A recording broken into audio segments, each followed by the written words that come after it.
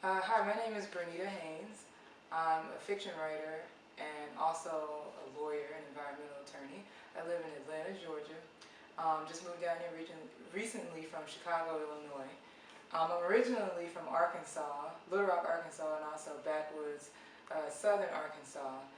And I've been in Atlanta for what, 7 or 8 months? I like it so far, but I miss the snow up north. Everybody's getting slammed with snow right now on the East Coast up north, and we didn't get anything in Atlanta. So, and it's sunny and like 50 degrees now. So I kind of miss it. Uh, I like a lot of different genres, but I think right now my favorite genre is science fiction. And some of the harder science fiction, like cyberpunk and so forth. Um, I don't. Doesn't seem like there's all that much hard science fiction being written right now. So I'm hoping to even write some science fiction and maybe dabble into that myself. But I like to see more of that genre.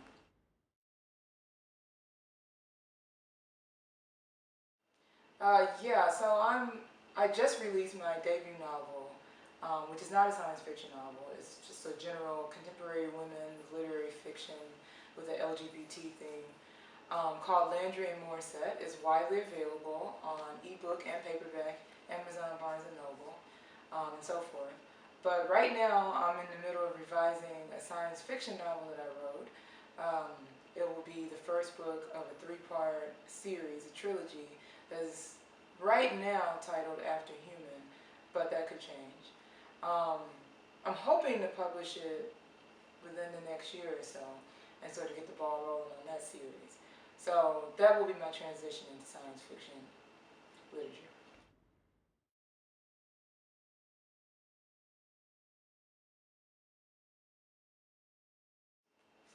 I tend to prefer books. Books are just more vivid. You have a sense of the characters a little bit more than you get from movies. You have the ability to create your own images of the characters and the settings, rather than just having them given to you, as is the case with movies. And I think books are generally just better than the movies most of the time. Not all the time. There are cases where the books and the movies are standards, sort of standalone, good in their own ways. But a great example of a book series that's much better than the movies is the Harry Potter book series. I mean, if I hadn't read the Harry Potter books, I probably would really appreciate the movies more, but I prefer the books. They're just much more vividly captured. That said, I still believe Alan Rickman was the best casting ever for Snape. I couldn't have pictured, I don't think anybody else playing that character. But still, the books are better, generally. I appreciate cats for what they are. They're interesting, very independent-minded creatures. Little murderers, I like to think, but kind of vicious in a wild way. So I appreciate them, but I prefer dogs. I think dogs are much more, they're needier. They need humans more. They appreciate us more. I think they care about us more. I feel like Wanda Sykes has this joke about, when you leave a dog at home, they have things to do. They guard the house. They're waiting, ready for you when you get back. Whereas cats just lounge around and eat and look at you funny when you walk in the door. So I prefer dogs, as I think they're more people oriented.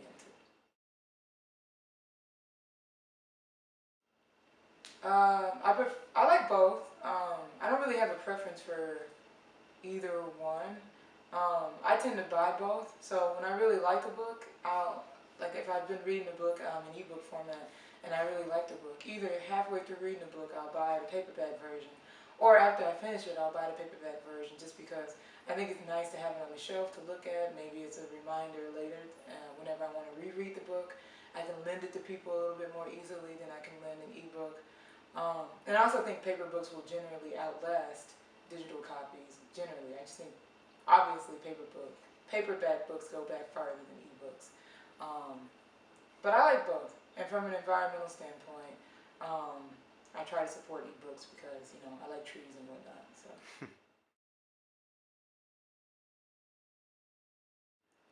um, it's hard. It's kind of a difficult because I like both, but I think I prefer living in the city, especially while I'm younger and so forth. Just because it's convenient, you know, public transportation, depending on what kind of city you live in, is usually available and nice to have. Being able to walk to things nearby, or even if I have to drive to something, it's not like I have to drive 30 minutes to go to the grocery store, or 30 minutes to go to the movies, or the hospital and emergencies. So I prefer that, and it's always nice to just have people around sometimes. Sometimes it helps you feel less isolated, especially when it comes to writing and things like that. But at the same time, the countryside offers its own sort of nice getaway. So I like the idea of there being nobody around either, and there being no distraction, so you can write as much as you want. Have a farm, things that kind of thing, if you're interested in that sort of thing. But yeah, I think it's more sustainable living in the cities. So I tend to prefer the cities generally.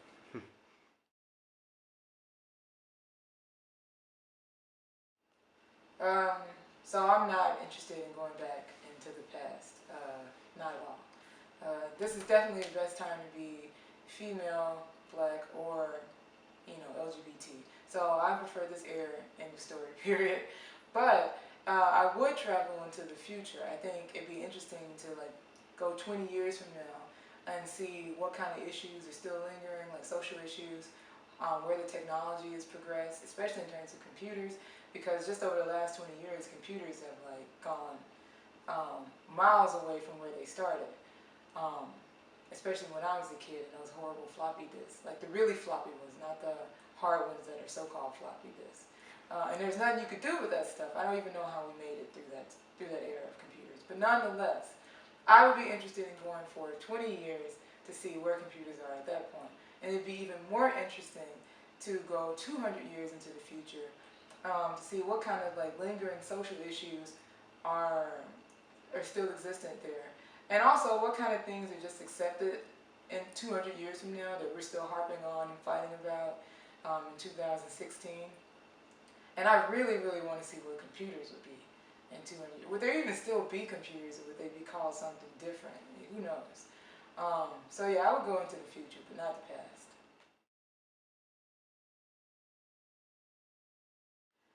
Group work has its advantages, especially when you're planning things, planning events, that sort of thing. But the kind of work I prefer is writing and things of that nature. And to me, that's best done solo and not in a group. So I tend to prefer solo work. I kind of find group work to be a little bit of a nightmare most of the time. Managing other people's personalities, always having to coordinate with other people's schedules, and it's just a lot of talking that goes on and not as much work happening. And as an introvert, I just prefer solo work more so than group work.